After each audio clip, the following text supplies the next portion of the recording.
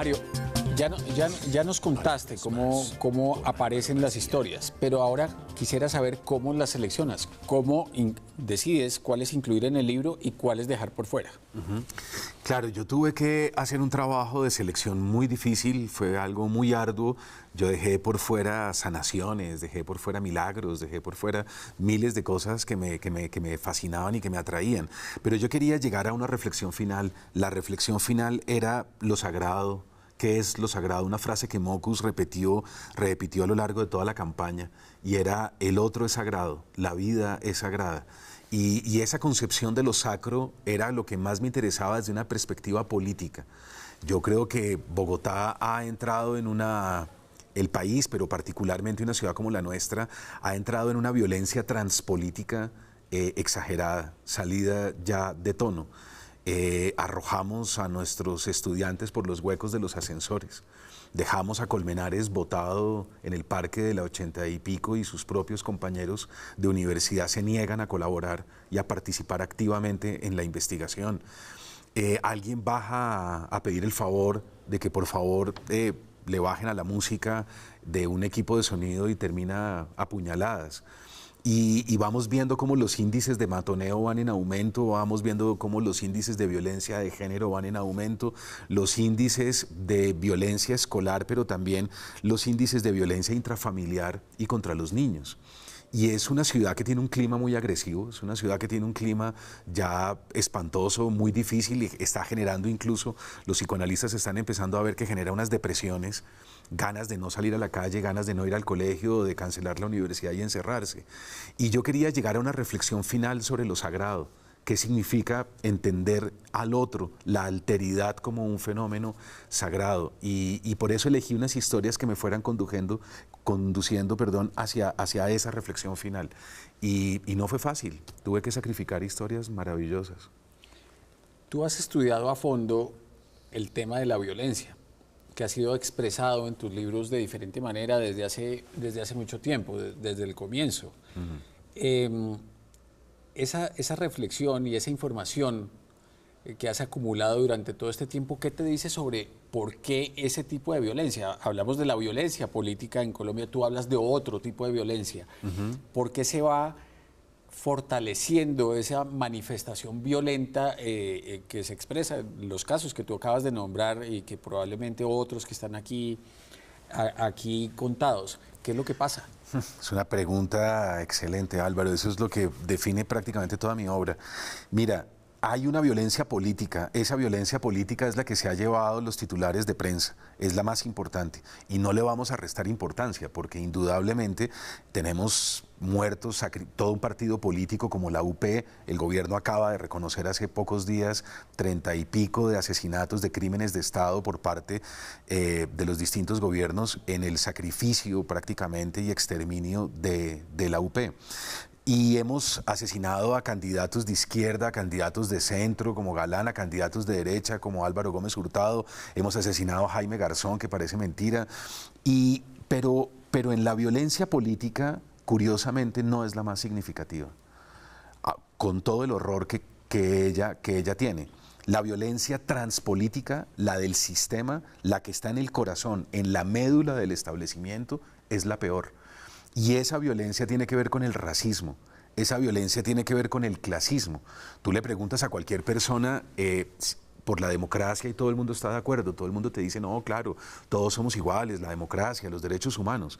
Y vas a ver su vida privada, y en su vida privada solo se relacionan o en su mismo estrato social o hacia arriba. Nadie se relaciona hacia abajo.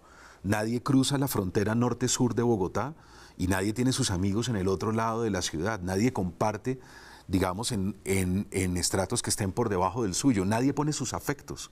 Nadie ama por debajo de su estrato. Entonces no nos mezclamos.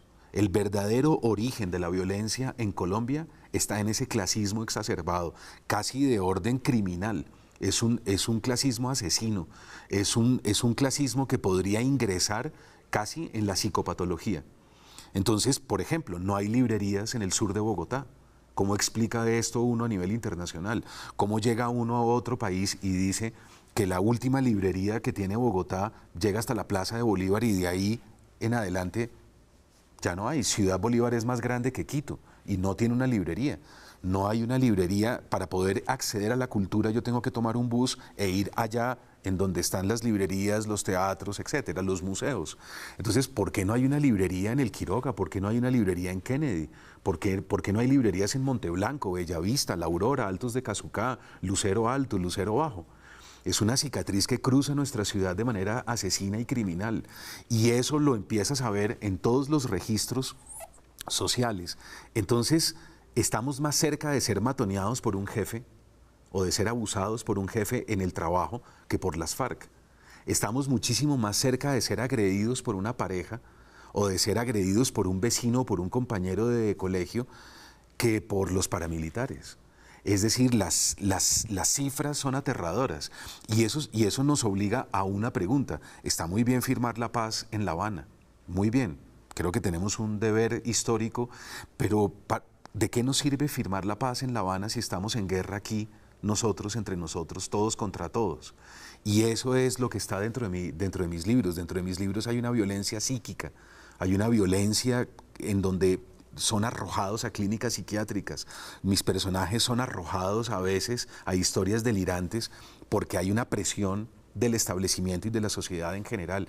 Yo creo que tenemos que reflexionar. La única persona que yo conozco que ha hecho una reflexión a fondo fue Mocus, y creo que Bogotá tuvo una época de esplendor bajo sus alcaldías, pero de resto estamos en deuda.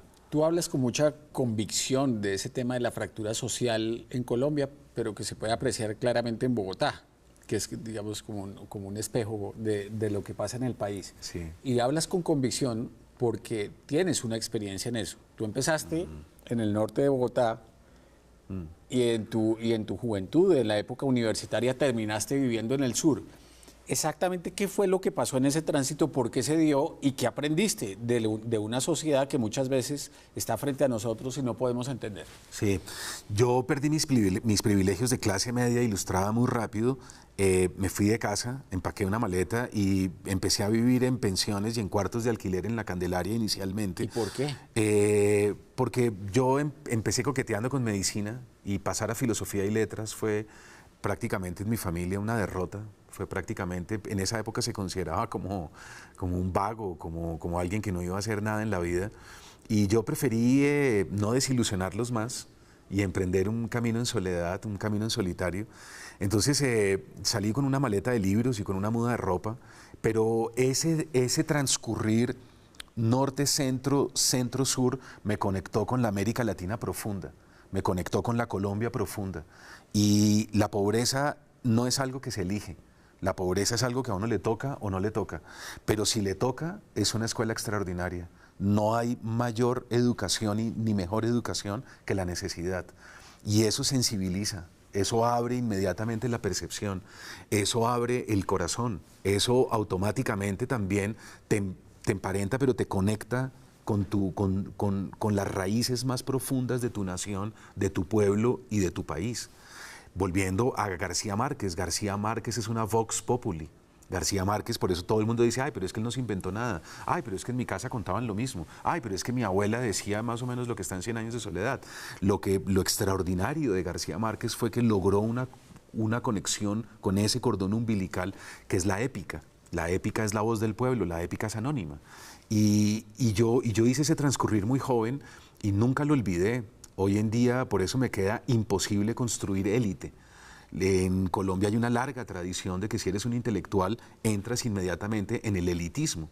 Entonces, te emparentas con la élite, con los educados, con los cultos. Y yo he procurado evitar eso a toda costa. Mi trabajo está en los colegios, en las universidades, en los clubes de lectura, en los barrios populares, en las bibliotecas públicas. Yo soy muy combativo a ese nivel social con la lectura. ¿Dónde viviste y con quién conviviste en ese tránsito? Yo viví primero en la calle Novena, número 324, me acuerdo perfectamente porque quedaba frente al Café de Rosita.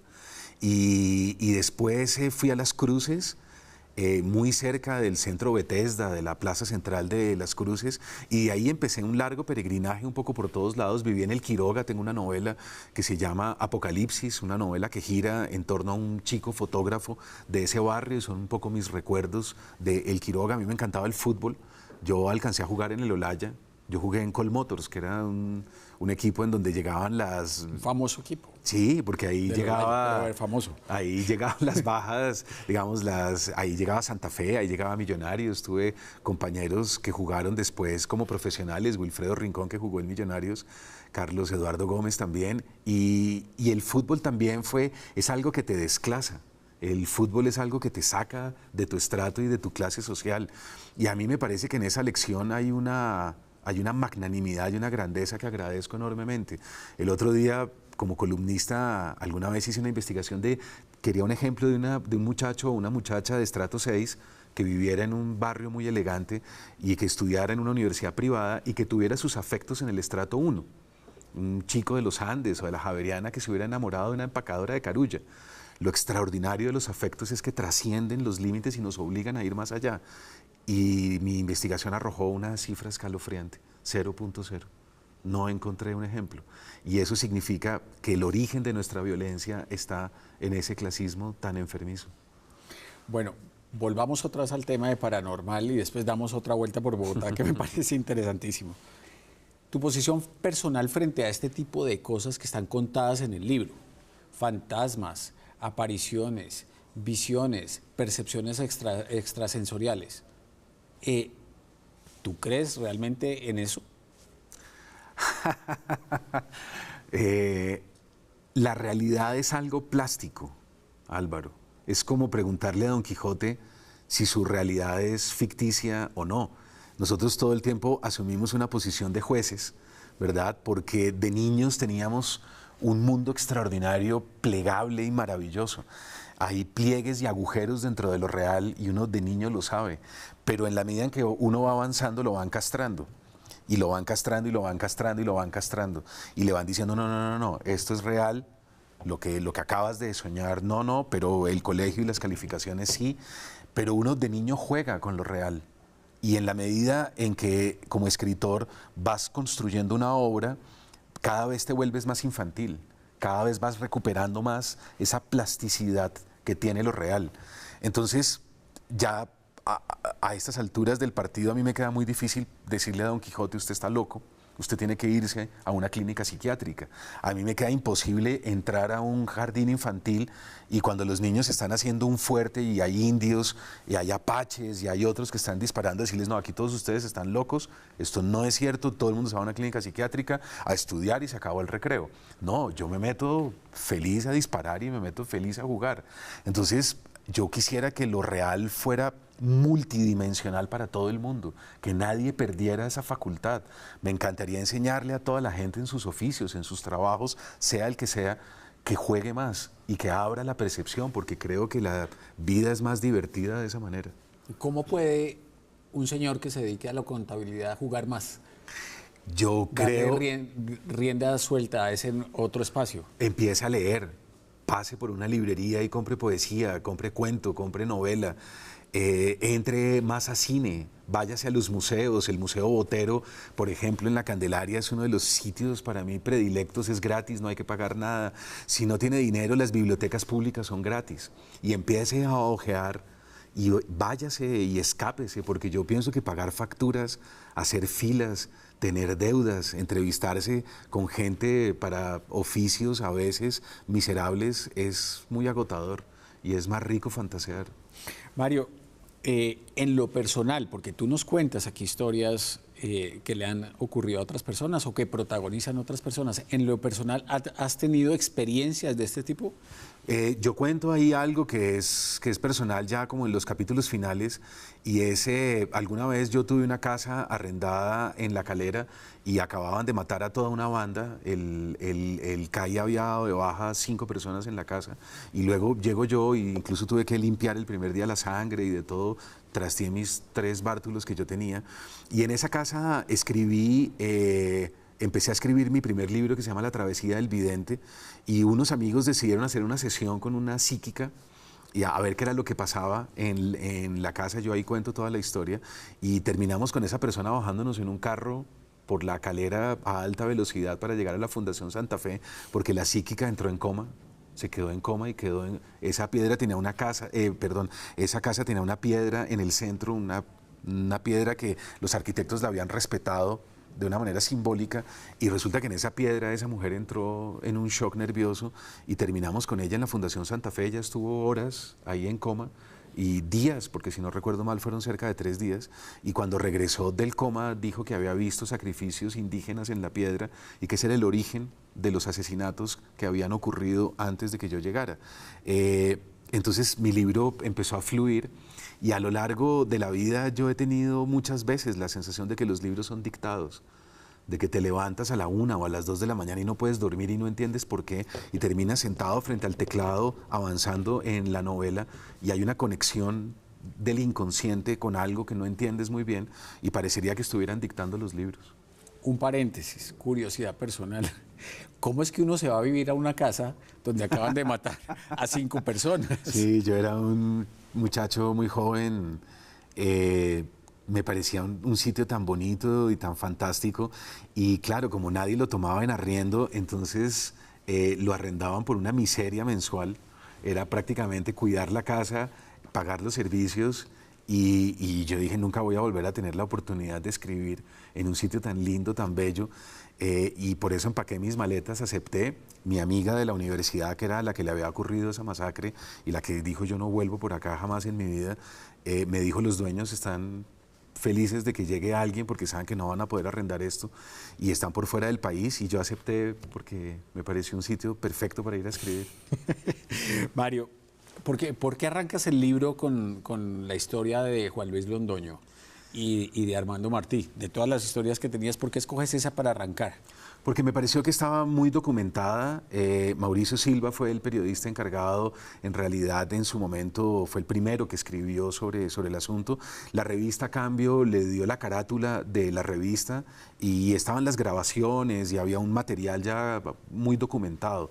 Entonces yo llamé a Armando Martí, un tipo fantástico, un tipo muy buen lector. Él me había entrevistado antes a mí para una novela que se llama Lady Masacre. Entonces yo ya sabía que él era un extraordinario lector, que era un tipo muy educado y era un tipo muy culto, sabía de poesía francesa, tenía unas relaciones con la literatura del siglo XIX, era un tipo puntual y lúcido con quien era agradable conversar.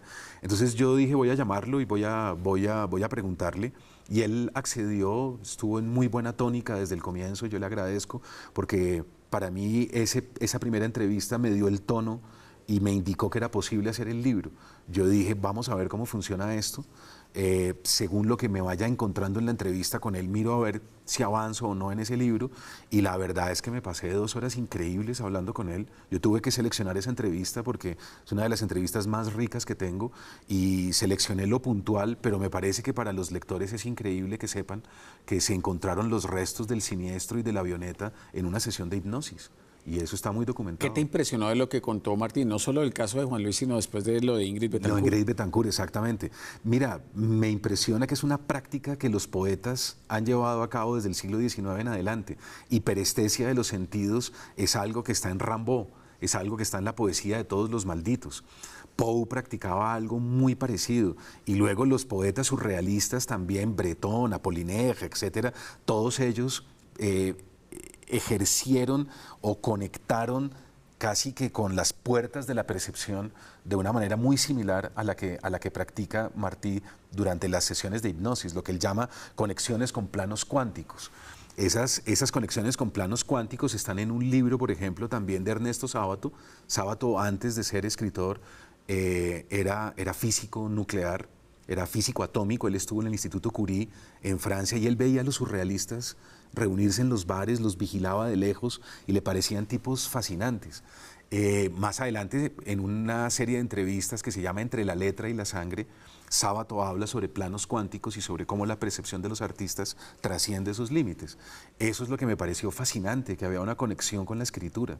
Yo creo que Martí tiene una conexión con los artistas, por eso hay más adelante pintores y artistas plásticos, y al final cierro con un psiquiatra.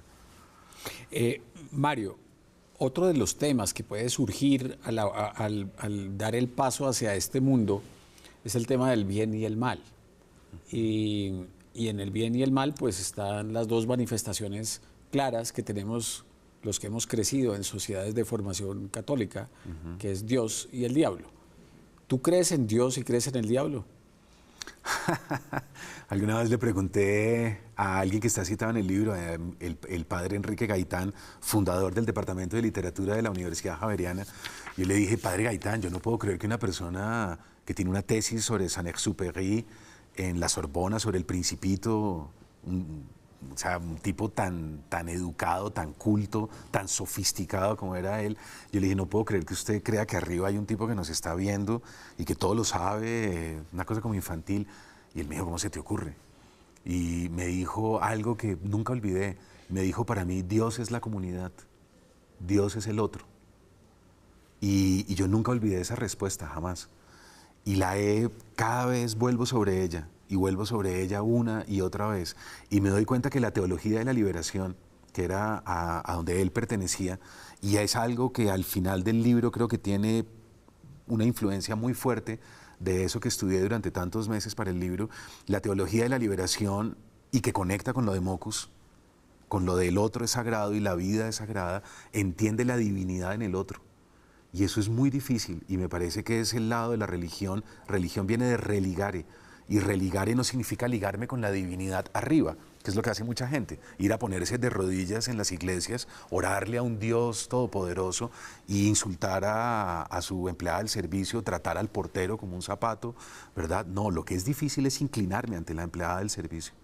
Darle las gracias todos los días, decirle gracias, gracias a usted, mi casa está limpia, mi ropa está ahí, mi comida está todos los días caliente. Lo que es difícil es inclinarse ante el portero todos los días y entenderlo como parte de la divinidad, a los amigos, a la gente con la que uno trabaja. A mí me encantaría en algún momento dar un curso que fuera todo lo contrario de los cursos de liderazgo, todo lo contrario del coaching, ¿verdad? Que le enseñan a uno que usted va a ser una persona importantísima, usted va a dar órdenes, usted está llamado a grandes cosas. A mí me gustaría todo lo contrario, dar un seminario en donde uno le pueda transmitir, usted no es nadie, usted no es nada, usted no está llamado a dar órdenes, respete a los demás, haga la fila como todo el mundo, no se crea más importante, aprenda a trabajar mancomunadamente, aprenda a ser equipo, que es lo que necesita una sociedad como la nuestra. Mario, hagamos una pausa y empezamos nuestro recorrido por Bogotá, ¿le parece? Perfecto.